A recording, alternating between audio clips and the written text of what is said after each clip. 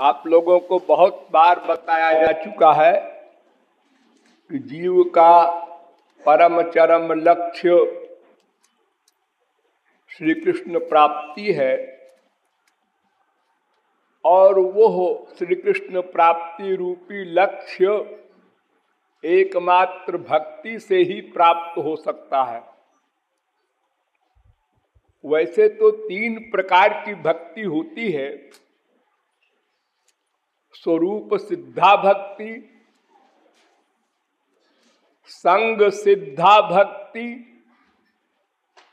आरोप सिद्धा भक्ति।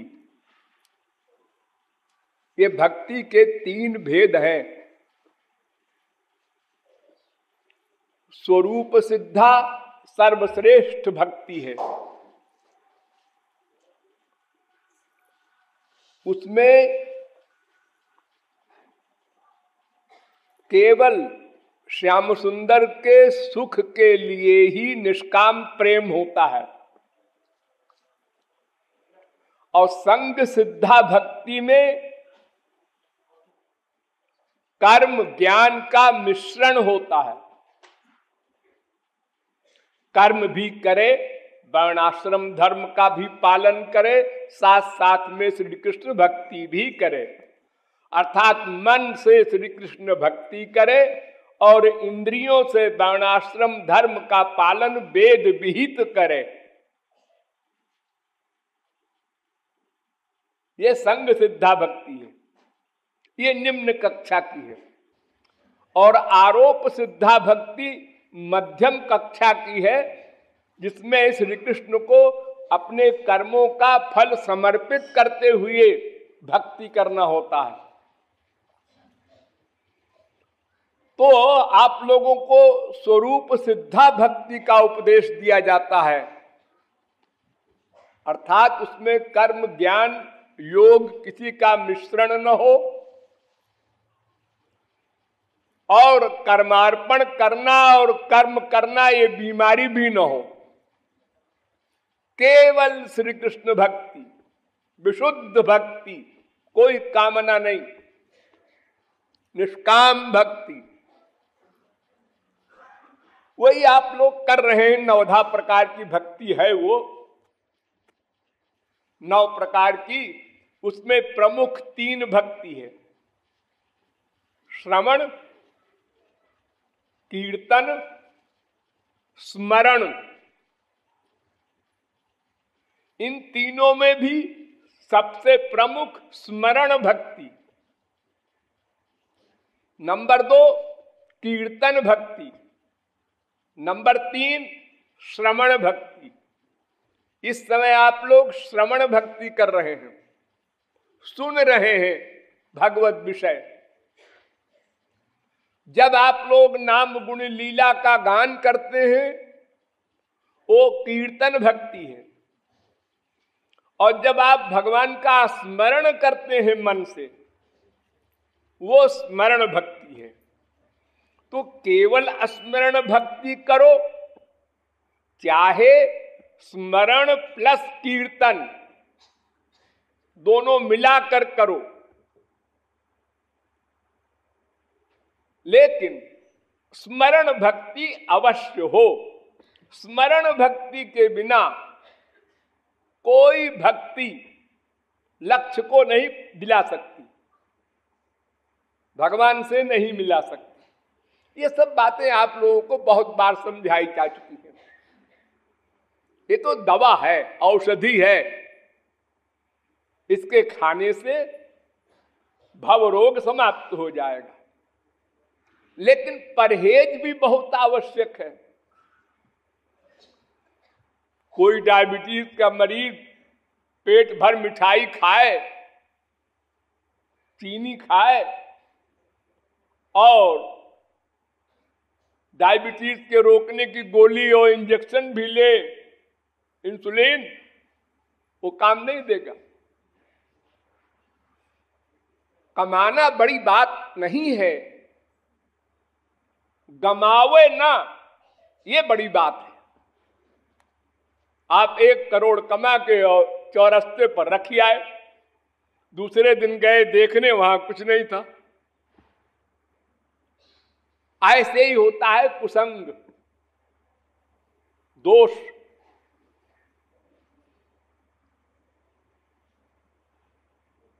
इतना बड़ा शास्त्र वेद का विद्वान अजामिल, जिसके लिए भागवत में लिखा है जितेंद्रिय, मन पर कंट्रोल करने वाला, सदाचारी, और एक क्षण के कुसंग ने उसको इतना बड़ा पापी बना दिया, इतना बड़ा संसारासक्त बना दिया कि हमारे हिंदुओं के इतिहास में एग्जाम्पल बन गया, उदाहरण बन गया। तो जो गड़बड़ी करने वाली चीजें हैं, भक्ति में बाधक हैं, उनको समझना और उनका पालन करना, ये भक्ति करने से भी अधिक आवश्यक है। वो दो प्रकार का बाधक तत्व होता है। एक का नाम कपूयाचरण और एक का नाम आध्यात्मिक तुष्टि। बहुत ध्यान से सुनो, हम डिटेल नहीं करेंगे। कपूयाचरण और आध्यात्मिक तुष्टि, ये दो दोष ऐसे हैं जो भक्ति में सबसे बड़े बाधक हैं। हमको श्री कृष्ण के पास नहीं जाने देती, ये बीच में ही टांग खींच लेते हैं। तो कपूयाचरण तीन प्रकार का होता है: जिह्म भाव, अमृत भाव, माया भाव। ये तीन प्रकार का कपूयाचरण होता है। जिह्म भाव किसे कहते हैं? मन में कुटिलता हो और आप श्री कृष्ण भक्ति कर रहे हैं,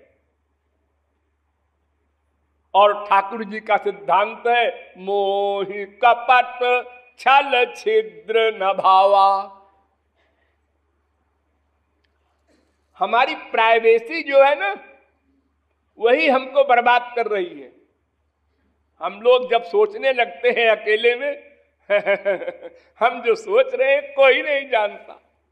बीबी के खिलाफ सोच रहे हैं बीबी के पास बैठ के, बाप के खिलाफ सोच रहे हैं बाप के पास बैठकर, गुरु के खिलाफ सोच रहे हैं गुरु के सामने बैठकर। आदत पड़ी हुई है तमाम जन्मों की, उसको हम प्राइवेसी कहते हैं। सबसे प्राइवेट बात केवल अपने आप हम जानते हैं।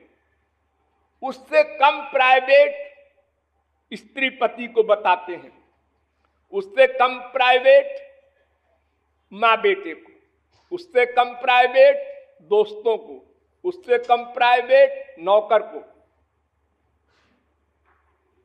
यानी जो साधारण बात है वो नौकर जाने, जो और खास बात है वो दोस्त जाने, उससे भी जो खास प्राइवेट बात हो वो माँ बेटे जाने, घर की बात।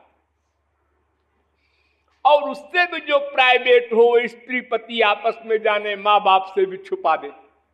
और जो सबसे प्राइवेट हो वो स्त्री पति से छुपा ले, पति स्त्री से छुपा ले, वो है असली प्राइवेसी। लोग अपने गुरु के सामने कहते हैं महाराज जी आप तो अंतर्यामी हैं। अच्छा मैं अंतर्यामी हूं, हाँ, अब बोल जाते हैं झूठ। वो गुरु बेवकूफ अगर है, वाकई गुरु नहीं है, तो फूल जाता है हमको गुरु तो माना ठीक है, तो बात चाहे जो कुछ हो, हमसे क्या मतलब। और जो वास्तविक गुरु है वो मन में कितना दुखी होता होगा ये सुन के कि देखो ये मुंह से तो बोलता है कि आप अंतर्यामी हैं और हम ही से झूठ बोल रहा है, कपट की बात कर रहा है, भीतर कुछ है उसको छुपा रहा है।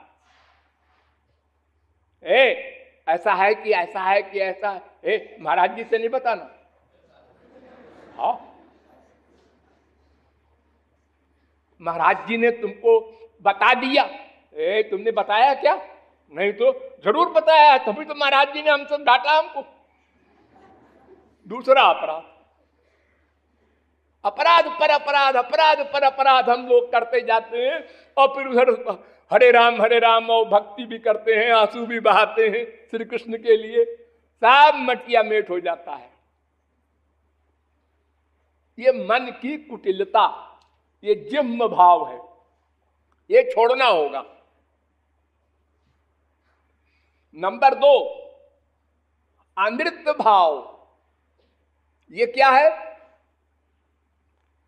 अपने दोष को छुपाना, अपने को अच्छा कहलवाने का प्रयत्न करना, लोग हमको अच्छा समझें, इसके लिए क्या बोलना चाहिए, क्या करना चाहिए, सोचता है, प्लान बनाता है। इधर से दान करो, उधर से गठरी चुराओ, दोनों काम करो एक साथ, तो लोग समझेंगे बड़ा दानी है। यानी अपने को अच्छा कहलवाने की चेष्टा करना, प्रयत्न करना, अच्छा बनने का प्रयत्न नहीं करता। जो अपने अच्छे अच्छे गुण हैं, कभी मान लो कोई गुण अच्छा भी हो गया, वो तो बता देगा लोगों से, और जो हमारे अंदर दिन भर दोष है वो छुपा लेगा, दोष को छुपा। तीसरा है माया भाव। वो क्या है? लोक रंजन, संसार को खुश करना, पब्लिसिटी जिसे कहते हैं, अपना प्रचार करना झूठा। तो ये 3 है कपूयाचरण, इनको छोड़ना होगा। कान खोल कर सुन लीजिए, छोड़ना होगा। आज छोड़ो या करोड़ों जन्म के बाद छोड़ो, एक दिन छोड़ना होगा, अन्यथा श्री कृष्ण भक्ति नहीं मिल सकती, गुरु कृपा नहीं मिल सकती। सर पटक के मर जाओ, करोड़ों जन्म आंसू बहाओ, लेकिन ये गमाना, अंतःकरण में ये गंदगी भी ला रहे हो और उधर से साबुन भी लगा रहे हो, तो साबुन लगाने का क्या परिणाम होगा? साबुन लगाने का मतलब ये कि गंदगी ना ऊपर से फिर आवे, उससे बचो। कम से कम आवे, फिर और कम हो जाए, फिर और कम हो जाए, फिर समाप्त हो जाए, ये प्रयत्न करो। तुम तो उल्टा कर रहे हो, लापरवाह हो रहे हो। तो ये हुआ कपूयाचरण। अब दूसरा है आध्यात्मिक तुष्टि। वो क्या होती है? वो 4 प्रकार की होती है। एक तो भगवत तुष्टि, साधना नहीं करते, अजी जब भगवान कृपा करेंगे तो सब हो जाएगा, कृपा करने से ही सब कुछ हो सकता है, तुमको नहीं मालूम? अरे भगवान की कृपा के बिना पत्ता नहीं हिलता। वो जब कृपा करेंगे तो साधना अपने आप हो जाएगी, वो करा लेंगे। अपने तुष्ट हैं, संतुष्ट हैं, मक्कारी कर रहे हैं दिन रात माया के दास बन करके, कोई परवाह नहीं है, काल की परवाह भी नहीं है कि कल रहे न रहे, अगले क्षण में प्राण निकल जाए तो क्या होगा, मानव देह पाकर क्या किया।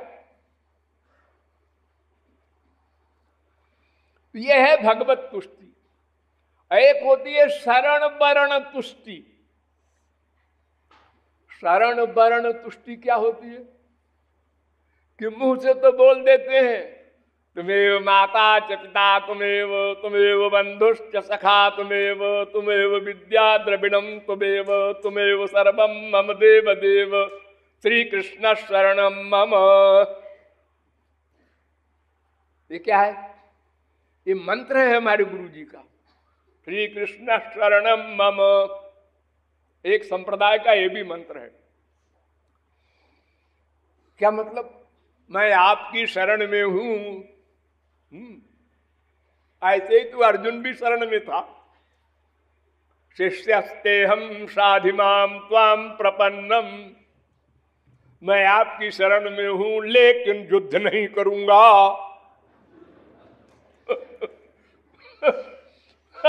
ऐसे ही हम भगवान की और गुरु की शरण में जाते हैं। आपकी शरण में है लेकिन आपकी सब आज्ञा नहीं मानूंगा। जो हमारे मन के मुआफिक होगी उतना मानूंगा, बाकी को हटा दूंगा। ये तो अपनी आज्ञा मानना हुआ। तुम गुरु और भगवान की आज्ञा कहां मान रहे हो? तो शरण वर्ण तुष्टि में मुख से शाब्दिक शरणागति करे और अंतःकरण समर्पित न हो,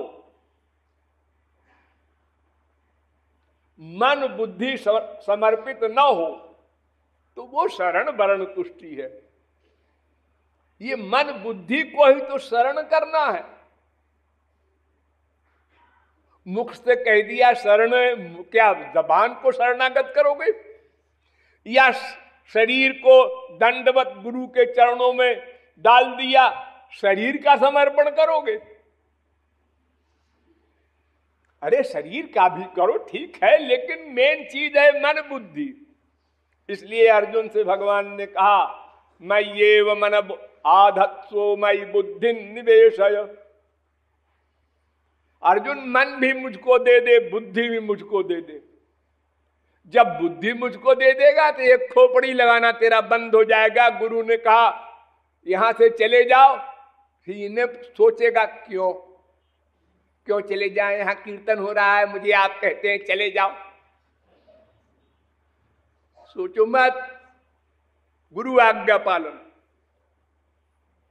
बुद्धि मत लगाओ। वाल्मीकि इतना बड़ा पापात्मा, जब उसको गुरु ने कहा मरा मरा कहते रहो जब तक मैं लौट के ना आऊं, तो उसने बुद्धि नहीं लगाया, गुरुजी आप कब लौट के आएंगे, किस महीने में, किस साल में ना। ये मरा मरा कहने से होगा क्या गुरुजी? ना, पूछा नहीं कुछ, बस मरा मरा मरा मरा कहता रहा। शरीर में दीमक लग गए, सारी हड्डी पसली सब चाट गए और उसने बुद्धि नहीं लगाया।